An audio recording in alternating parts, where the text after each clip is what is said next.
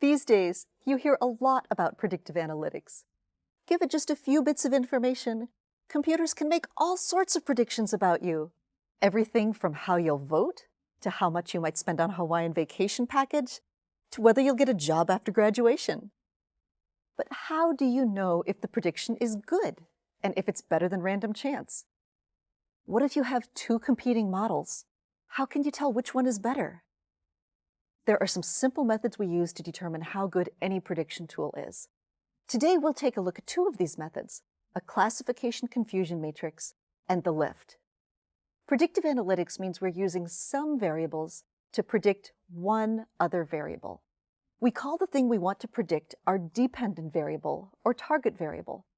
Some examples of target variables are how likely you are to vote for candidate X, how likely you are to buy a Hawaiian vacation package, or how likely you are to be hired upon graduation. We call the things we use to make our predictions our independent variables. Generally speaking, when we build predictive analytics models, we start off with a kitchen sink model and throw in as many independent variables as we can, and let the model tell us which variables are actually helpful predictors. Here, we show our target variable on the left.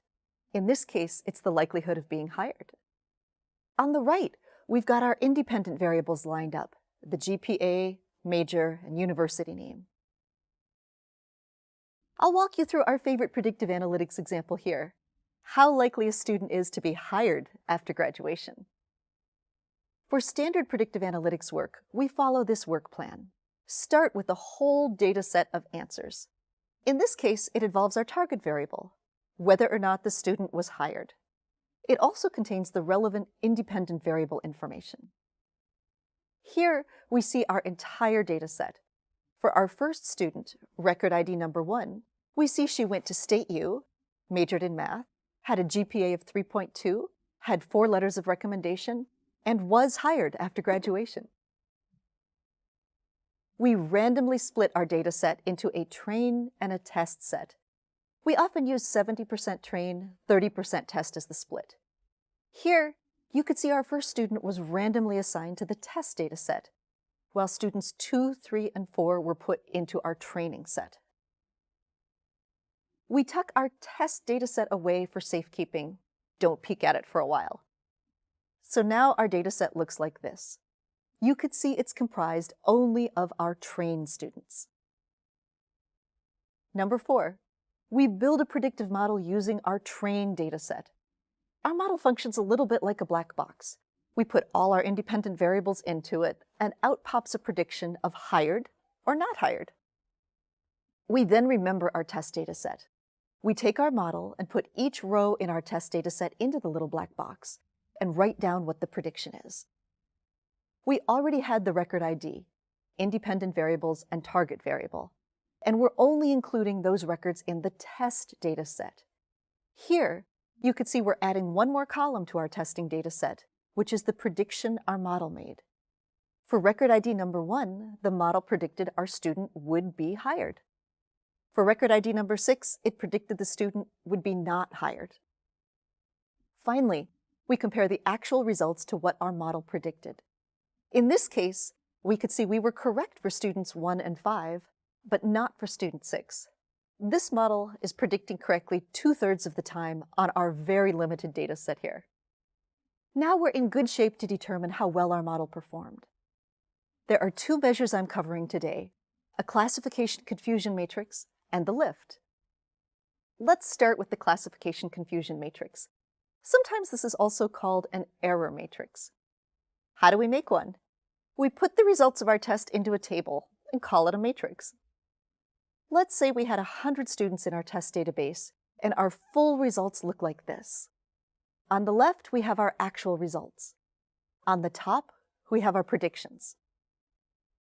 This tells us that we predicted a total of 70 students would be hired, of whom 65 students were actually hired, and 5 were erroneously classified as not hired. This tells us that we predicted a total of 30 students would be not hired, of whom 22 were actually not hired, and 8 were erroneously classified as hired. Overall, this model got it right quite a bit. 65 hires correctly classified, and 22 non-hires correctly classified, for a total of 87% correct. This is very high. But sometimes even this matrix is a bit too much. People often like to have one single number to compare. While I will certainly caution you that these models can be complicated, and it's definitely possible to oversimplify and miss important bits, boiling it all down to one glorious number can be helpful. This is where lift comes into play. Lift is a measure of how much better our model is than chance alone. If we had no model at all, we would just assume every student would be hired. And for this data set, we would be right 73% of the time. Our model does better. It is right 87% of the time. We are 87 divided by 73 equals 1.19, or about 19% better than chance alone. This number is called the lift of a model. A model with a lift of less than 1 is worse than random chance. Don't use this one. A model which is no better and no worse than chance alone has a lift of exactly 1. A model with a lift greater than 1 is performing better than chance alone. Let's recap. We've shown how predictive analytics is a technique used when we know several pieces of information, our independent variables, and want to use them to predict a target variable, our dependent variable. For our hired after graduation example, we know the student's school, major, GPA, and number of recommendations. I want to predict if the student is hired after graduation. We start with a full data set of all sorts of possible independent variables, the kitchen sink, and also the known outcome of each student, hired or not. We split our data set into a 70% training set and a 30% testing set. We use the trained data set to build a predictive model, a little black box. We apply our predictive classification rules to our testing data. Because we already know the answer, hired or not hired, in our testing data, we can then grade our own exam and determine how well our model worked. We can measure how well we did. Two common measures are the classification confusion matrix, it told us we got 87% correct, and lift. Our lift was 1.19 or 19% better than chance alone. Thank you for watching.